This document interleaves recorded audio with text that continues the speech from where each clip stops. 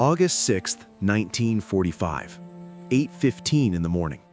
A single aircraft cut through the clear blue sky The above situation in Hiroshima. this region is becoming Below, the increasingly city was unstable. alive. Mothers were preparing breakfast. We Children need were to make walking a to school. decision, Workers were and we heading need to to make it now. factories. 300,000 people were living an ordinary Thursday morning, unaware they were standing in the times of great final challenge, seconds of the old world. We must find strength within Then ourselves came the flash, and in each other. brighter than 1,000 suns, hotter than the core of the earth itself. In less than 1/1,000,000th of a second, temperatures reached over 9,000 degrees. Human beings vanished. Shadows burned into concrete. Entire streets, schools, hospitals, homes ceased to exist. 60,000 people died instantly. By the end of the year, over 140,000 were dead.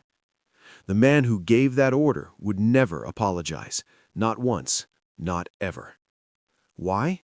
To understand that, we must go back 4 months, to April 12th, 1945. That afternoon, Vice President Harry S. Truman was presiding over the Senate, believing himself to be the most useless man in Washington. Franklin Roosevelt hadn't briefed him, hadn't trusted him with secrets. Truman knew almost nothing about the war. At 4:56 p.m., an urgent message arrived. Report to the White House immediately. When Truman arrived, Eleanor Roosevelt was waiting. Her face told him everything. The president is dead. In that moment, the failed shopkeeper from Missouri, a man without a college degree, mocked as Roosevelt's biggest mistake, became president of the United States. Within hours, Truman learned terrifying secrets, a weapon of unimaginable power: the atomic bomb. A war in the Pacific growing more brutal by the day. An enemy that refused to surrender, no matter the cost. Japan was preparing for an invasion defense that would sacrifice millions. Children trained with bamboo spears, civilians ready to die rather than surrender. Military estimates were horrifying. Up to 1 million American dead, 5 to 10 million Japanese dead. The war could last into 1947. Then, on July 16, 1945, everything changed. In the New Mexico desert, scientists detonated the first atomic bomb. The flash was seen 100 miles away. President Truman received a coded message: baby born successfully.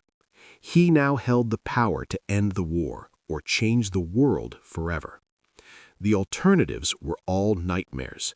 Continue firebombing, already killing more people than Hiroshima in single nights. Launch an invasion, guaranteed mass slaughter on both sides. Demonstrate the bomb, risk failure, embolden Japan, and lose the element of shock. On July 26th, the Potsdam Declaration was issued. Japan must surrender unconditionally or face total destruction.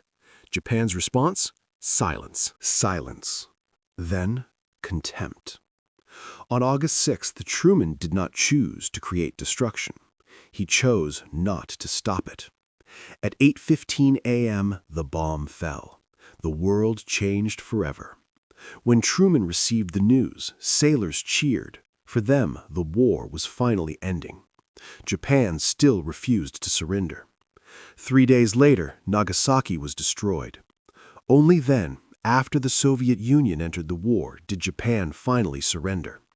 World War II was over. Millions of lives were spared from an invasion that never happened. But Truman's real battle had just begun. Critics called him a monster, a war criminal, a man without conscience. Years later, the city of Hiroshima demanded an apology. Truman refused. Why? Because apologizing would mean admitting the invasion should have happened instead. It would mean accepting millions more deaths as the moral choice. Truman believed the bomb was terrible, but the alternatives were worse. He never claimed it was good, only necessary. He lived with that burden until his death in 1972. History remains divided. Was Truman right or unforgivable? That question still haunts humanity. But perhaps the real question is this: If you had been sitting in that office in the summer of 1945 with millions of lives in the balance, what would you have done?